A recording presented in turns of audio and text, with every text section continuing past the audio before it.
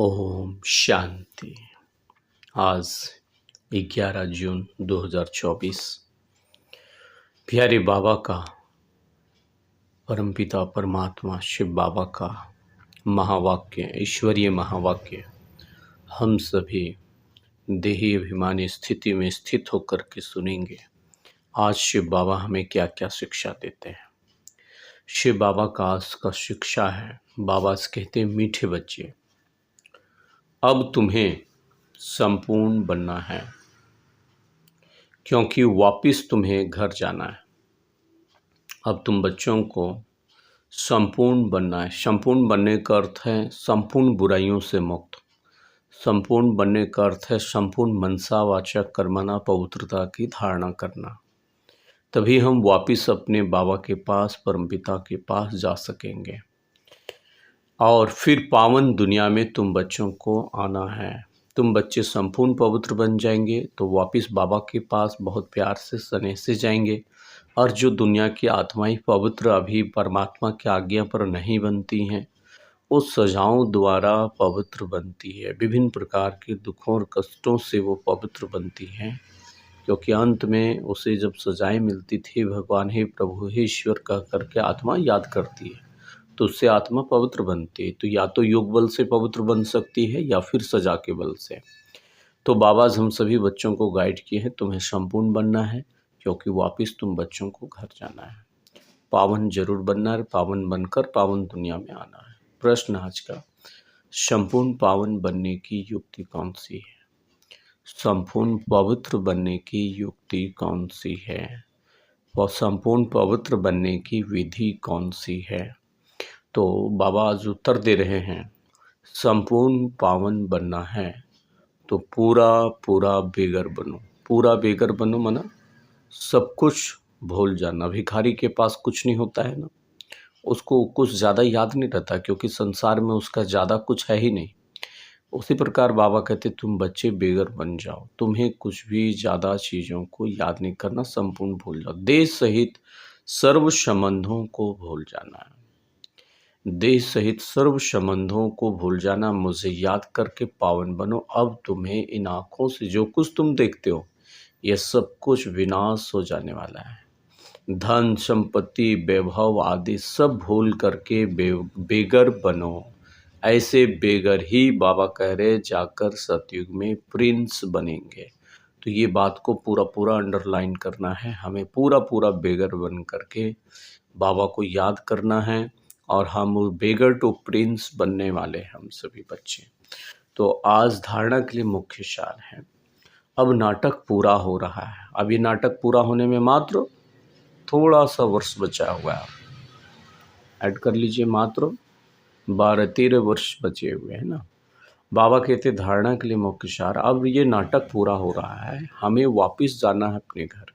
इसलिए आत्मा को परमात्मा बाप की याद से सतो प्रधान पावन जरूर बनाना है। जितना हमारी आत्मा परमात्मा बाप को याद करेगी, आत्मा तमो प्रधान से सतो प्रधान बन जाएगी। परमात्मा बाप समान ज्ञान का सागर बनना है। परमात्मा बाप क्या है? ज्ञान का सागर। उसके बच्चे हम सभी मास्टर ज्ञान का सागर बन जाएंगे। बाबा के समान ज्ञान का सागर और शांति का सागर अभी ही बनना है। जितना ज्ञान की गहराई में हम जाते, जितना बार बार हम बाबा के विभिन्न प्रकार के ज्ञान रत्नों को हम रीड करते हैं, उतना ज़्यादा हमें ज्ञान की महत्ता, उतना ज़्यादा ज्ञान की सीक्रेट हमें समझ में आता है। दूसरे मुख्य पॉइंट्स है, इस देह से भी पूरा बेगर बनने के लिए क्या करना होगा? इस देह से भी पूरा बेगर बनने के लिए, अर्थात इस देह को भूलने के लिए, इस देह से अनासक्त होकर के सेवा करने से, बाबा क्या कह रहे हैं कि बुद्धि में रहे, इन आँखों से जो कुछ भी देखते हैं यह सब कुछ खत्म हो जाना है। इस देह व देह की दुनिया से पूरा बेगर बनने के लिए बुद्धि में सदा रहे, इन आँखों से जो कुछ भी देखते हैं ये सब कुछ खत्म हो जाने वाला है। हमें बेगर से प्रिंस बनना है। अभी सब कुछ भूलेंगे, अर्थात भिखारी समान स्थिति से हम प्रिंस बनने वाले हैं सतयुग में। हमारी पढ़ाई है ही नई दुनिया के लिए, और वो भी बेगर टू प्रिंस बनने की पढ़ाई है ये। इसलिए बाबा बोलते हैं हमारी पढ़ाई है ही नई दुनिया के लिए, सतयुगी दुनिया के लिए, आने वाली स्वर्णिम सृष्टि के लिए है। इसलिए हमें इस संसार के लिए कुछ ज़्यादा सोचना नहीं है, जितना चलना है उतना हमें चलाना है। जितना चल रहा है, जो चल रहा है वो बाबा सब ठीक करेंगे, लेकिन भविष्य की पढ़ाई का चिंता ज़रूर रखना है। और वो भी एक जन्म की बात नहीं, 21 जन्म खास और पूरे 84 जन्मों की पुण्य की बात है। इसलिए हमें पूरा पूरा टेंशन रखना है कि हमें अब वापस घर जाना है, देश से देख के दुनिया को भूलना है। आँखों से जो कुछ भी दिख रहा है ये सब कुछ समाप्त हो जाने वाला है, सब कुछ समाप्त हो जाने वाला है। अभी अगर हम टेंशन नहीं रखेंगे तो बाबा कहते हैं अभी नहीं तो कभी नहीं। अभी अगर हम बाबा के यज्ञ में तन मन धन यदि हम नहीं लगाते हैं तो हमारा जमा क्या होगा, हम 84 जन्म क्या बैठ कर के खाएंगे। क्योंकि 84 जन्मों का जो पुण्य खास 21 जन्म का प्रारब्ध अभी से ही बनता है ना, अभी के समय में बनाने से ही बनता है। यदि हम अभी गफलत करेंगे, अभी ज्ञान योग धारणा सेवा हम बेसिस ईश्वरीय गॉडली यूनिवर्सिटी का जो सब्जेक्ट्स है उसमें हम ध्यान नहीं देते हैं तो फिर हम खाली रह जाएंगे। आज का वरदान है चमत्कार दिखाने के बजाय अविनाशी भाग्य का चमकता हुआ सितारा बनाने वाले। चमत्कार दिखाने के बजाय अविनाशी भाग्य का चमकता हुआ सितारा बनाने वाले सिद्धि स्वरूप भव। तो चमत्कार दिखाने के बजाय बाबा क्या कहते हैं, अविनाशी भाग्य का चमकता हुआ सितारा बनाने वाले सिद्धि स्वरूप भव। दुनिया में होता है ना, अल्पकाल के भी रिद्धि सिद्धि वाले होते हैं, वो चीज़ें हमें नहीं करना है। हमें ऐसा भाग्य बनाना, ऐसे श्रेष्ठ कर्म करना है जो सदा हमारा भाग्य चमकता रहे। तो बाबा आज एक्सप्लेन कर रहे हैं, आजकल जो अल्पकाल की सिद्धि वाले हैं वह लास्ट में ऊपर से आने के कारण सतो प्रधान स्टेज के प्रमाण पवित्रता के फल स्वरूप अल्पकाल के चमत्कार दिखाते हैं। कोई भी साधु सन्यासी होते हैं वो चमत्कार दिखा रहे हैं, या किसी के पास जाते बहुत सारा सिद्धि हो गया है। विभिन्न प्रकार के ऐसे बाबा लोग हैं जो सिद्धि दिखा रहे हैं, जिसके पास लाखों का भीड़ है, करोड़ों का भीड़ है ना। लेकिन वो सारा भीड़ अभी अंत में बाबा के पास आ जाने वाला है, क्योंकि अंत में बाबा बहुत ही वंडरफुल साक्षात्कार कराने वाले हैं।